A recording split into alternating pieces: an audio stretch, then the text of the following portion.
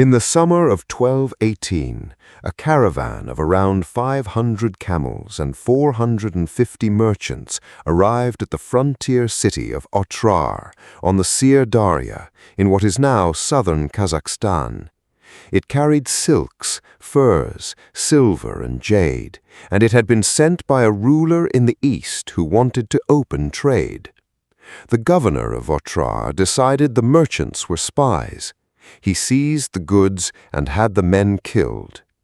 Within 4 years, every major city of the empire that governor served would be in ruins, its ruler would be dead on an island in the Caspian Sea, and the population of the region would have suffered losses that some areas did not recover from for centuries. This is the sequence of decisions that produced that outcome. The empire in question was that of the Khwarezm Shahs.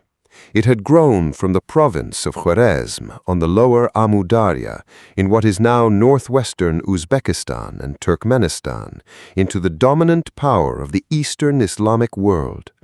Its rulers had begun as governors under the Seljuks and had steadily expanded.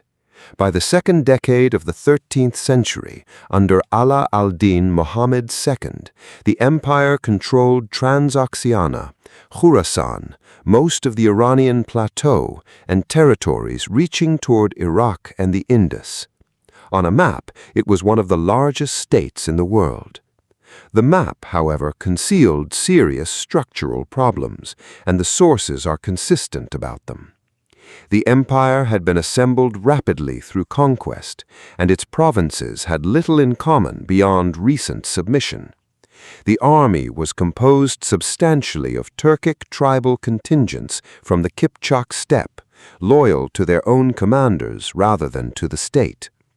Those commanders were connected to the powerful figure of Terken Khatun, the Shah's mother, who maintained her own court, her own chancery, and her own network of appointments, and who was frequently at odds with her son. Provincial governors were often her relatives. The Shah had also quarreled with the Caliph in Baghdad, weakening his religious legitimacy at the moment he most needed it, and he had alienated substantial parts of the urban religious establishment. In short, it was a very large empire with a divided command structure and shallow loyalties. The other power in this story had been consolidating for a decade.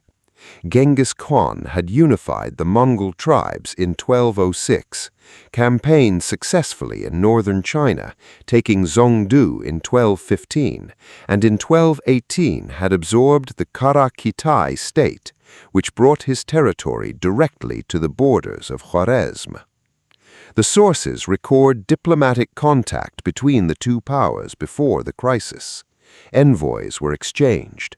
The Mongol side expressed interest in trade. Then came the caravan. The governor of Otrar was named Inalchuk and held the title Rayer Khan. He was a relative of Terken Khatun and therefore of the ruling house.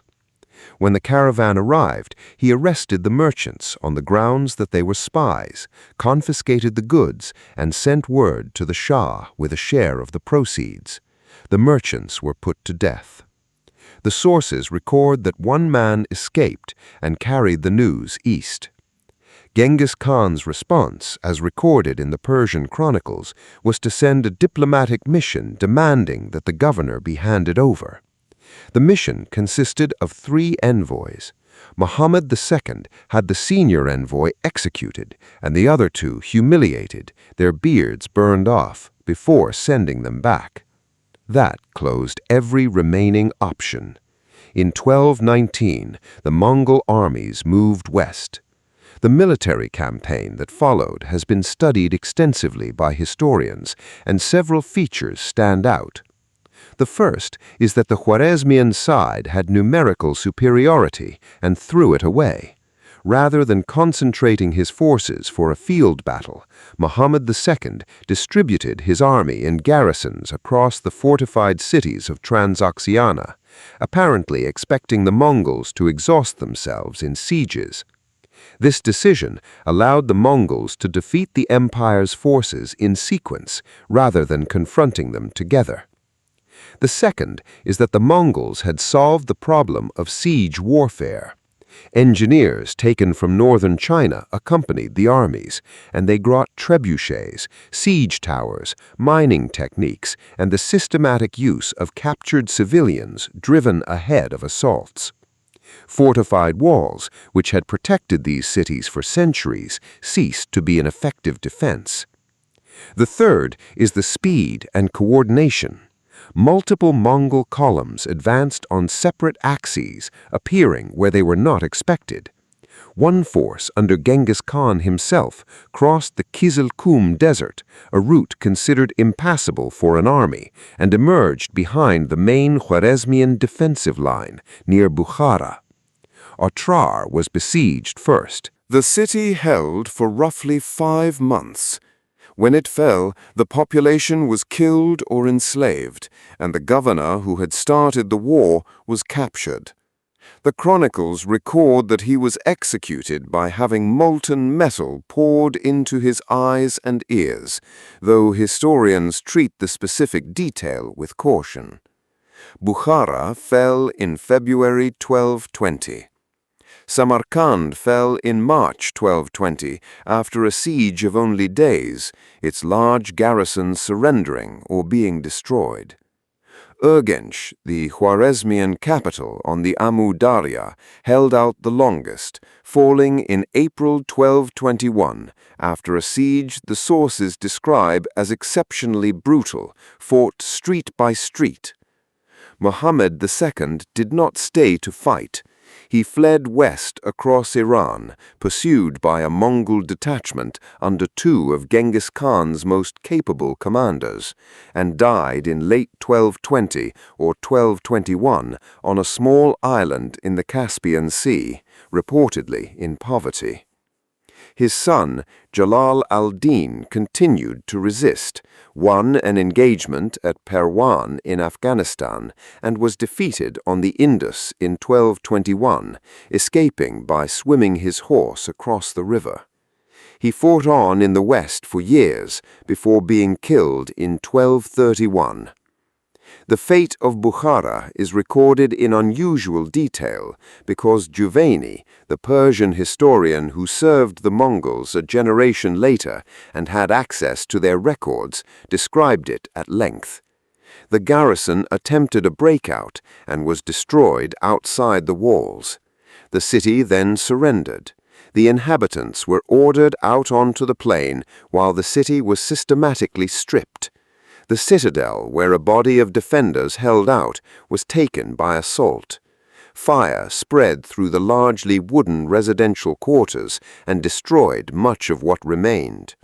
Craftsmen were separated out and sent east.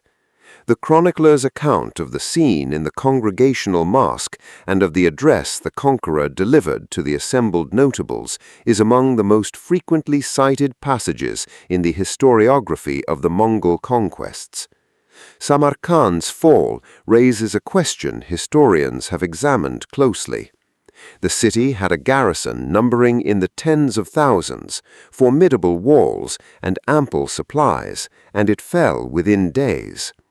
The explanation given in the sources is that a large portion of the garrison, composed of Turkic troops from the same steppe background as the attackers, negotiated its own surrender in the expectation of being taken into Mongol service. According to the chronicles, that expectation was not honored. The episode illustrates precisely the weakness that had been built into the Khwarezmian state, an army whose components had no binding loyalty to the dynasty that paid them. Urgench was different.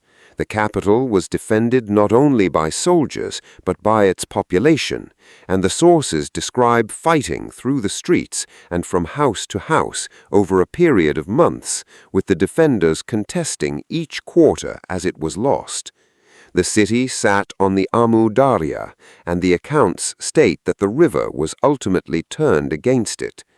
Because Urgench was assigned to Genghis Khan's eldest son as part of his future inheritance, disputes among the Mongol princes over how the city should be treated are recorded in the sources as well, and those disputes are one of the earliest documented signs of the succession tensions that would shape the empire after its founder's death. The scale of destruction has been debated by historians for a century. The medieval chroniclers give casualty figures in the hundreds of thousands for individual cities, and modern scholars generally regard those numbers as inflated by the conventions of the period. What is not disputed is the character of the damage. Urban populations were killed, enslaved, or dispersed. Skilled craftsmen were deported east. Irrigation systems, which required continuous maintenance by organized labor, broke down in several regions and were not restored for generations. Agricultural land reverted. Some settlements were never reoccupied. Otrar itself, once a substantial city, survives today only as an archaeological site. The political consequences reshaped Eurasia. Transoxiana passed into the Chagatai Ulus, the portion of the Mongol Empire assigned to Genghis Khan's second son. The connection of Central Asia to the wider Mongol system opened the trans-Eurasian routes to sustained long-distance travel and exchange for the first time in centuries. And roughly a century and a half later, a commander born in the Chagatai lands would build his own empire explicitly on the Mongol political legacy from a capital at Samarkand. Historians have also examined whether the Otrar incident was truly the cause of the war or merely its occasion. One line of argument holds that the massacre of the caravan and the killing of the envoys were the decisive provocation, and that the sources treat them as such. Another holds that a westward campaign was probable in any case, once the absorption of the Karakitai had brought the two powers into direct contact, and the incident supplied a justification for something already likely. The chroniclers themselves do not resolve the question, and both readings remain current in the scholarly literature. The chain that produced all of this is short and documented. A frontier governor decided that a trade caravan was a spy mission.